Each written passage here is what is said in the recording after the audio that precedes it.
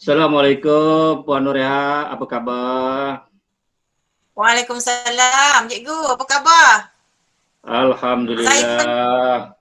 Pada hari ini Allah masih lagi mengizinkan kepada kita, memberi ruang kepada kita untuk sama-sama untuk kita bertemu walaupun di alam maya secara Google Meet untuk kita membincangkanlah beberapa perkara khususnya yang berkaitan dengan PDPR.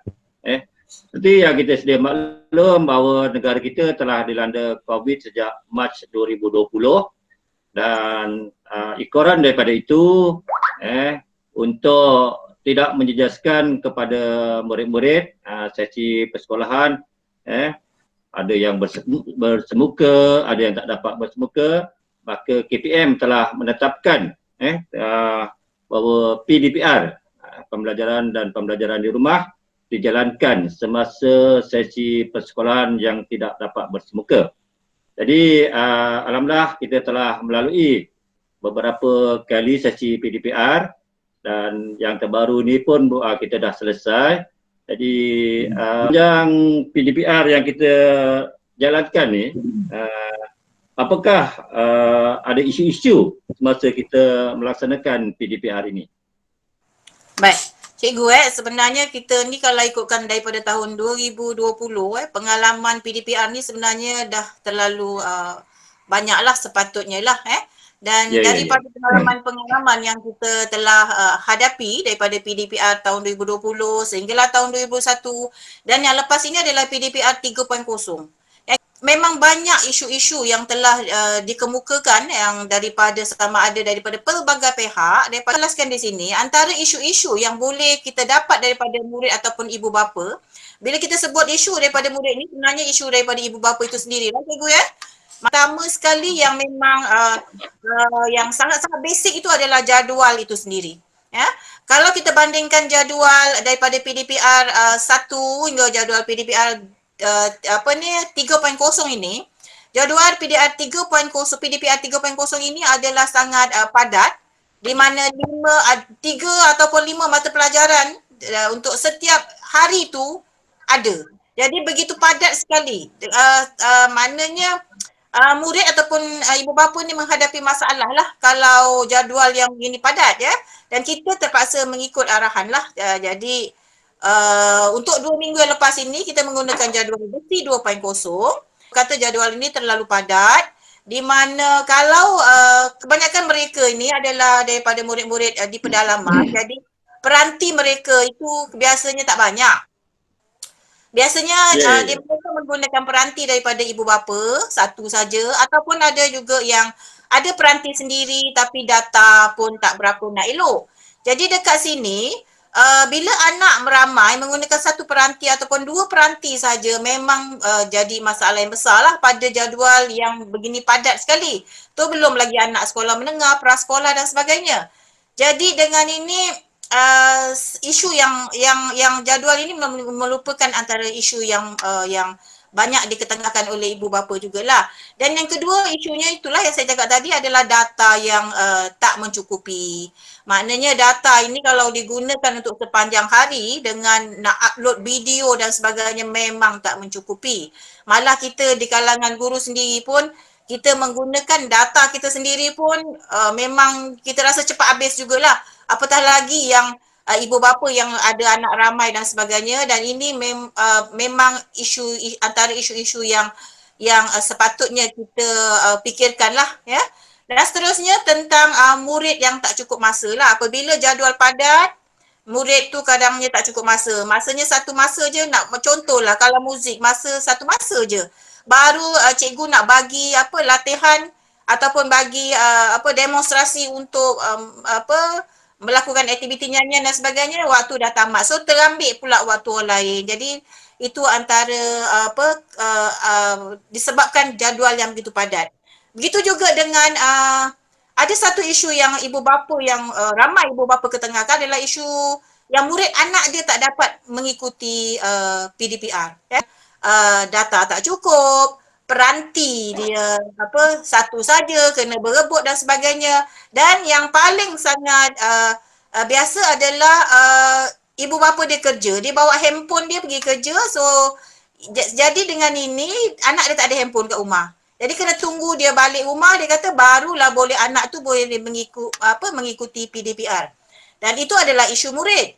Manakala isu ibu bapa, isu guru pula samalah juga. Jadi jadual yang padat. Jadi apabila guru itu ada waktu 2 atau 3 waktu dalam satu hari tu, maka dia akan berlaku pertindihan dan sebagainya. Maka untuk cikgu-cikgu itu merancang dengan baik PDPR tu agak sedikit masalah lah ya.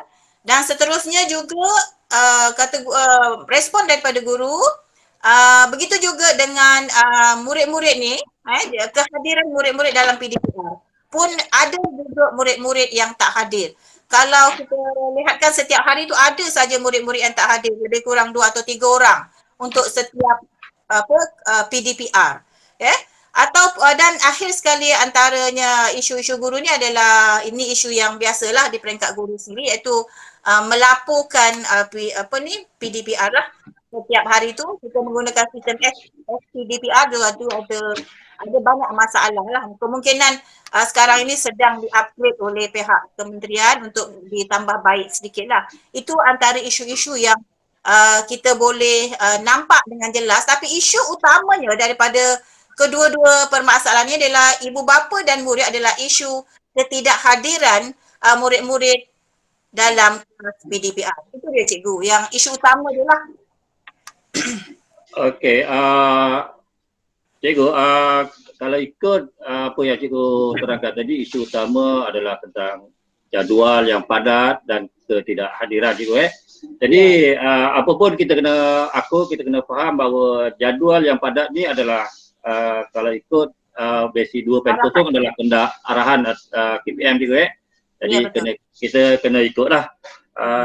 Jadi apakah cara penyelesaian yang cikgu buat untuk menyelesaikan ataupun mengatasi masalah yang kita hadapi ini? Okey, pertama sekali iaitu basicnya adalah kerana jadual itu adalah terlalu padat. Okey, jadi kita tengok kepada bagaimana nak menyelesaikan jadual yang terlalu padat ini. Jadi oleh sebab itu kekangan-kekangan ini menyebabkan ada arahan lagi yang menyatakan bahawa jadual besi 2.0 itu tidak perlu diikuti dengan sepenuhnya lah. Maksudnya masa tu mencukupi diikuti, tapi cara kaedah mengajar itu terpulang kepada guru-guru itu sendiri. Bermaksud kalau dalam jadual besi 2.0 dia ada sesi yang pertama adalah sesi guru bersama murid secara bersemuka. Sesi yang kedua adalah secara tutorial, yang ketiga adalah membuat latihan. Jadi dengan itu dia telah dipermudahkan sedikit dan diberi kelonggaran sedikit di mana cikgu-cikgu bebas, tidak terikat dengan sesi-sesi itu. Jadi untuk dalam masa 3 atau 4 waktu itu, cikgu bebaslah untuk menggunakan kaedah masing-masing, sama ada dengan nak menggunakan WhatsApp sahaja, modul dan sebagainya. Itu untuk jadual versi 2.0 ini untuk pada PDPR 3.0 yang lepas lah, yang kita cuba permudahkan sedikit jadual itu. Apabila kita nak tukar jadual, kita dah tak boleh lah, sebabkan kita dah pun menggunakannya dan mengedarkannya kepada murid. Kita kena gunakan jadual 2.0 itu juga, tetapi kita permudahkan kaedah pengajarannya. Itu antara jalan isu penyelesaiannya lah yang saya guru-guru dah lakukan. Okey cikgu, mungkin saya rasa kita boleh gunakan macam jadual anjal cikgu lebih kurang macam itulah. Jadi alhamdulillah cikgu, mungkin mudah-mudahan dengan penambahbaikan jadual ini, mudah-mudahan dia akan lebih meringankan terutama pada murid-murid kita lah cikgu. Ya, betul. Terus cikgu, adakah cikgu take note tentang jadual ini, mungkin ada penambahbaikan dalam hal-hal seperti jadual ini cikgu? Okey, sebenarnya macam ini, dari hasil daripada maklum balas guru-guru yang telah menggunakan jadual besi 2.0 ini, maka banyak respon yang mengatakan bahawa tidak relevan lah untuk digunakan. Maka saya bersama guru penolong kanan HEM, pentadbir, cikgu juga penyelaras PR bersama juga beberapa orang guru telah bersepakat supaya kita terpaksa mengubah jadual itu macam cikgu cakap tadilah kepada yang seperti macam boleh dianjalkan, ya. Jadi kami telah merancang untuk contohnya satu hari tu hanya 2 atau 3 mata pelajaran saja. Jadual yang akan kita bina untuk PDPR 4.0 ini adalah jadual yang berorientasikan, maksudnya memudahkan ikut kemampuan ataupun keselesaan guru, ibu bapa dan murid. Saya rasa jadual anjal ni mungkin adalah bagi saya sendiri pun rasanya jalan penyelesaian yang terbaik lah. Sebab kita pun tak nak membebankan murid-murid kita dengan jadual yang terlalu banyak setiap hari kan. Ya juga kalau ikut apa yang cikgu bagi tahu tadi masalah peranti dan sebagainya, apakah ada jalan penyelesaian cikgu untuk mengatasi masalah ni?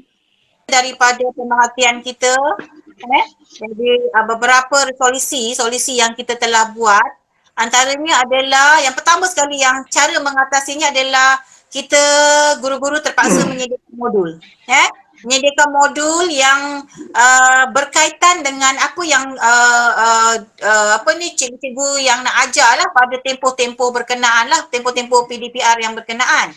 Jadi modul-modul ini dapat menyelamatkan murid-murid ini daripada mereka langsung tak hadir, tak dapat apa-apa input. Sekiranya cikgu buat secara online, itu telah berada di rumah bersama-sama dengan murid, guru-guru hanya mengarahkan saja murid-murid, okey sila buka contoh buku modul 1 ini, sila buat gini yang berdasarkan kemahiran yang diajar pada hari berkenaan lah. Jadi saya rasa antara jalan penyelesaiannya adalah guru-guru perlu menyediakan modul, dan saya nampak penyediaan modul ini pun telah dijalankan, telah dilakukan oleh guru semasa PDPR 3.0. Saya pun faham bahawa PDPR ni tak semestinya online cikgu, kita boleh gunakan offline mungkin daripada modul-modul yang cikgu bina, dan mungkin ni dapat mengurangkan sikit penggunaan peranti juga, jadi murid hanya menggunakan modul. Jadi seterusnya cikgu, mungkin ada mata pelajaran yang terjejas sekiranya PDPR ini dijalankan. Contohnya mungkin masanya pendek, jadi dia terambil masa mata pelajaran lain dan sebagainya. Adakah benda ini berlaku je? Memang, cikgu, memang ada mata pelajaran yang akan terjejas lah. Contoh waktu-waktu yang hanya satu masa. Kalau satu masa tu contoh kalau muzik satu masa, PJK satu masa, macam tasbih 2 masa okey lagi lah. Macam PSB, so masa dia tak lama, jadi memang dia ada sedikit menjejaskan lah sebab waktu dia terlalu pendek, 1 jam, ada yang setengah jam saja. Jadi mata pelajaran ini biasanya dia lebih melibatkan kemahiran psikomotor, pergerakan dan sebagainya, perlu ambil masa yang agak lama lah. Jadi di sini yang saya boleh bagi tahu cikgu, memang adalah beberapa mata pelajaran yang terjadi akibat disebabkan hanya disebabkan waktu dia agak pendek, tetapi benda ini boleh diatasi lah. Cikgu rasa apakah langkah-langkah yang boleh dilakukan untuk mengatasi masalah ini? Sekarang ini yang saya nampak sebab pengalaman ni dah berlaku pada PDPR 1-2, cikgu telah pun berbincang, dan mereka ni untuk contohnya guru-guru mata pelajaran PJK, muzik dan PSB ni, guru-guru ini digalakkan membina video PDPC lah. Kalau dibina video PDPC itu sendiri sebenarnya lagi bagus, sebab bila cikgu sendiri yang buat video tu, dan murid-murid mesti rindu nak jumpa cikgu, nak tengok cikgu tu sendiri, betul tak cikgu? Kalau betul. Dah lama tak bersemuka ni.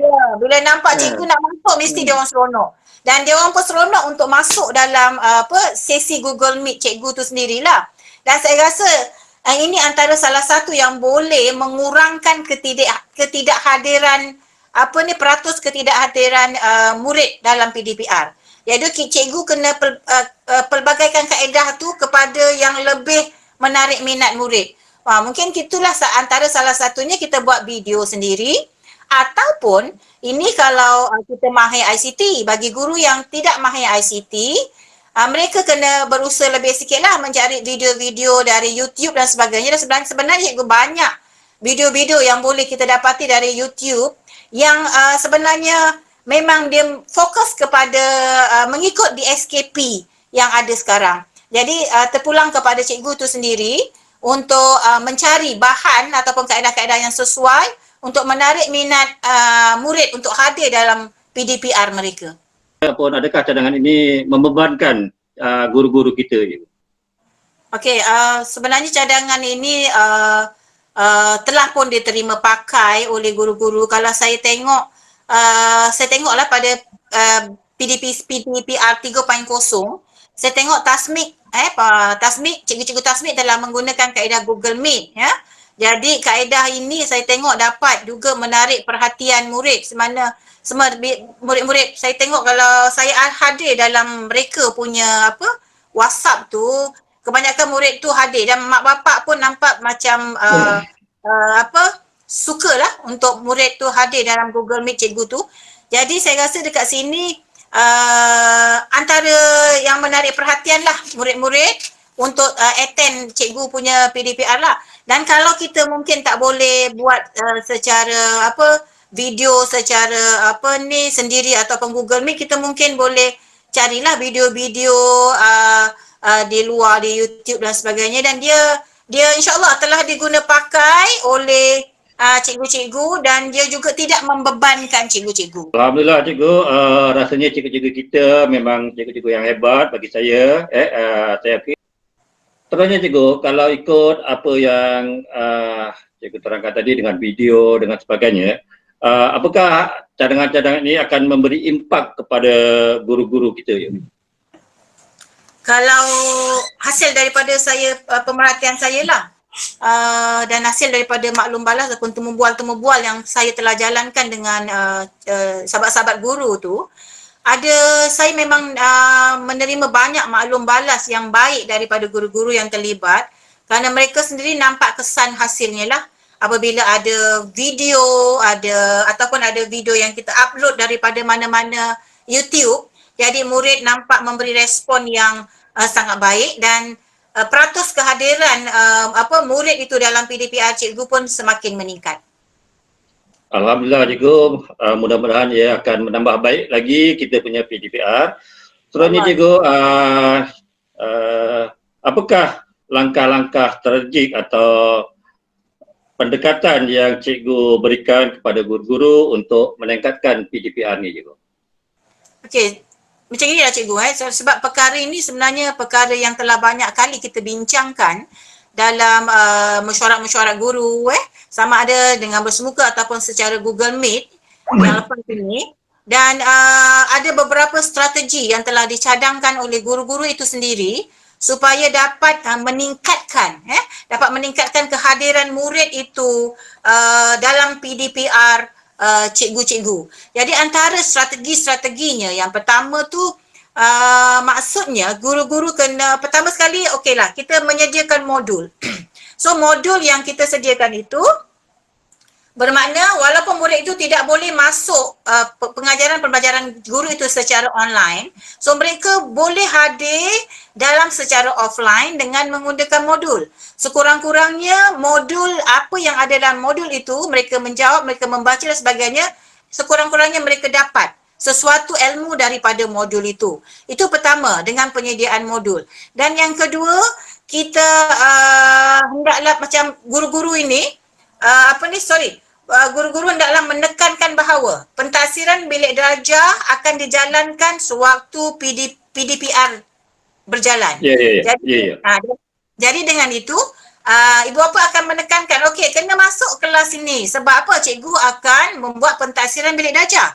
Dan murid-murid juga akan pastikan dia hadir dalam kelas itu untuk memastikan mereka ada tahap penguasaan nanti dalam pentaksiran bilik darjah. Dan seterusnya, di mana guru bimbingan kita juga, kita ada guru bimbingan dan mereka juga akan attend dalam setiap kelas-kelas ibu bapa, guru bimbingan ini akan ada dalam setiap kelas-kelas daripada tahun 1 sampai tahun 6. Mungkin prasekolah pun ada guru bimbingan. Jadi guru bimbingan ini peranannya adalah memberi motivasi kepada murid supaya sentiasa murid termotivasi untuk attend dalam PDPR cikgu. Dan yang keempatnya adalah di mana kita letakkan semua wakil-wakil pentadbir dalam setiap WhatsApp ibu bapa. Jadi di sini ibu bapa akan tahu, oh ada guru besar dalam kelas, katalah kelas 6, tahun 6 Farabi. Jadi di sini juga adalah, kata orang tu bila dipantau oleh pentadbir, adalah juga segan silunya untuk ibu bapa ni nak untuk anak dia tidak hadir tu, dia akan pastikan, akan buat sesuatu yang mungkin untuk memastikan anak dia akan sebaik mungkinlah untuk memastikan anak dia masuk dalam kelas PDPR. So ada lima cara ini, 5 strategi ini. Satu lagi lah, maknanya cikgu-cikgu sentiasa update attendance murid dalam kelas waktu PDPR itu.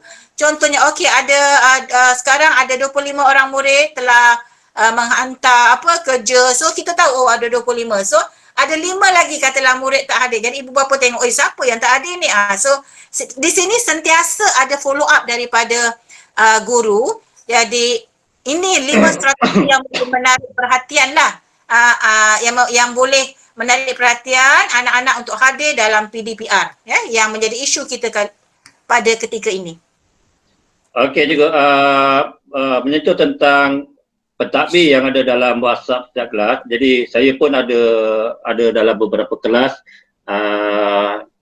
Banyak juga lah kelas yang saya masuk, dan kadang-kadang saya pun respon juga kalau kelas tu terlalu kurang yang masih maknanya yang kurang menyertai, dah pukul berapa masih tak ikut dan sebagainya, saya pun akan respon juga. Jadi mudah-mudahan dengan apa yang kita respon, ya, jadi nampaklah seperti yang cikgu kata bahawa kita ni prihatin dengan PDPR yang kita jalankan. Jadi seterusnya juga, apakah perkara-perkara utama yang cikgu rasakan, yang cikgu lakukan untuk PDPR ni supaya ia lebih berkesan juga? Okey cikgu, sebab itulah yang saya sebutkan tadi tu, iaitu ada 5 perkara utama tu yang kita tadi boleh menarik perhatian kita supaya murid hadir dalam PDPR kita, iaitu tadi penyediaan modul, wakil pentadbir, macam penekanan kepada pentaksiran bilik darjah, kehadiran guru bimbingan, ya, dan update kehadiran selalu. So 5 perkara ini memang sangat penting dalam kita menarik perhatian murid untuk hadir dalam kita punya sesi PDPR. Tetapi ada perkara utama yang sangat-sangat penting adalah, antara tadi adalah penyediaan modul. Itu memang sangat penting dan dia sangat relevan dengan situasi semasa di mana masalah ibu bapa adalah tak ada peranti. So ataupun kurang peranti atau kurang data dan sebagainya. Jadi masalah yang utama ini adalah boleh disettlekan ataupun boleh diselesaikan apabila guru menyediakan modul. Alhamdulillah, saya rasa pun modul itu adalah cara ataupun langkah yang terbaiklah untuk mengatasi terutama pada masalah peranti di kalangan murid-murid kita. Terima kasih dan terima kasih kepada seluruh warga SKS terutama, dan insyaAllah kita jumpa lagi di lain kesempatan. Jadi ada apa-apa lagi cikgu nak bagi ni? Okey, saya cuma nak memberi respon bahawa SK terutama guru-gurunya memang sangat committed dengan kerja. Selagi sedaya upaya mereka akan buat yang terbaik, dan saya harap untuk PDPR 4.0 guru-guru SK terutama untuk terus mencapai kecemerlangan kepada guru-guru dan juga murid-murid, insya-Allah. Ya cikgu, memang itu yang saya katakan tadi juga. Memang itulah yang membanggakan kita bahawa komitmen guru-guru kita adalah sangat tinggi. Jadi sekali lagi terima kasih pada semua. Jadi kalau ini kita insya-Allah kita akan berjumpa lagi di lain kali. Jadi saya sudahi dengan wabillahi taufiq. Assalamualaikum warahmatullahi taala wabarakatuh. Jumpa lagi cikgu.